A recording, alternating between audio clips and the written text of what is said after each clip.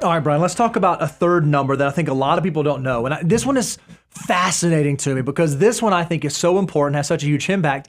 And I think most people are like egregiously, I don't want to say ignorant, that's too strong of a word, but they just don't know it. They don't recognize, they don't understand what they are. And that is your tax rates. And you notice they put an S on the end, plural, not a single tax rate. There are multiple tax rates that you need to know about because, Brian, this is, I think, is so interesting. You know, you are a certified public accountant. That's a pretty prestigious designation. You understand the thousands of pages of tax code that we have.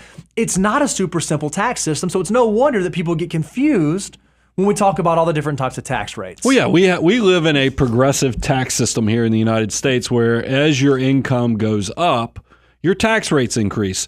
So when you ask somebody what's their tax rate, there's multiple. You got to get a little more detail to know because there's two big numbers out there. There is your marginal rate, which is what is the tax rate on the next dollar you earn or make.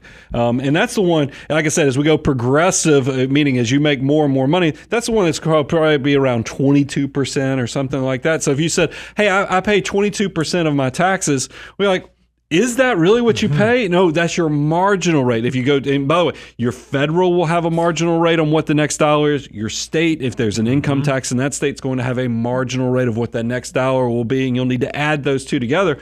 But the same person who says, I pay 22% towards taxes, that leads to the second thing. They might be talking about their effective rate, which means that you're actually, if you take what you pay in taxes and compare that to what you make in total income, that is your effective percentage. This can get so confusing that we probably ought to do a case study to show people what we're talking about. That's exactly right. We said, what if you assume that someone makes $75,000 a year? Well, if we understand the way the progressive tax system works for our income tax, we have to go through the 10% tax bracket, and then we go through the 12% tax bracket, and then we go into the 22% tax bracket. So based on income, someone earning $75,000 a year, they would be in the 22% marginal tax bracket.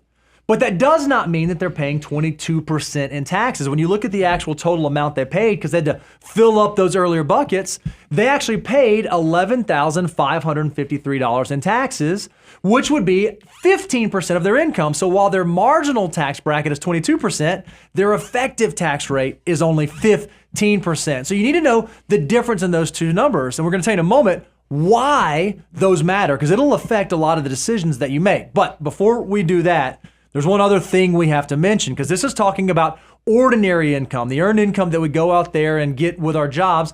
There's another type of income you need to be aware of, and that's capital income. And even capital income has different tax rates. Well, yeah. I mean, if you think about this, if you own an asset for less than a year, the government treats that differently than assets that you own longer than a year, or what's known as long-term capital gains, because if it's short-term, they're going to tax you at ordinary income tax rates. Remember, that's the higher of those marginal rates.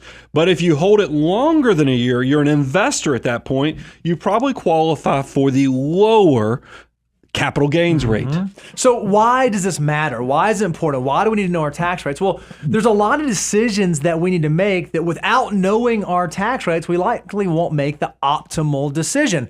For example, Roth contributions to an IRA or to a 401k versus traditional. We say all the time that the way that you determine that is you add up your marginal federal rate and your marginal state rate. And if you're in a higher tax situation, that means your marginal rates are greater than 30%, then you may want to look at pre-tax contributions. If you're in a lower marginal bracket, you add up your marginal federal, your marginal state, and it's below 25%, you may want to do Roth. Well, if you don't actually know your tax rates, if you don't know what tax bracket you're in, how will you know if you're making that decision well? Yeah, this comes up in so many different things. I love that we put together a slide that actually shows all those decisions that come in with tax rates. Also, you see how this gets complicated. We have marginal rate, we have effective rate, and there's even something I'm seeing out there where people are comparing taxes to net worth. Remember, we're an income tax situation. So it's an income tax rate, not a net worth tax. That gets much more complex, and that's why you need to understand the context of how taxes work to get it right.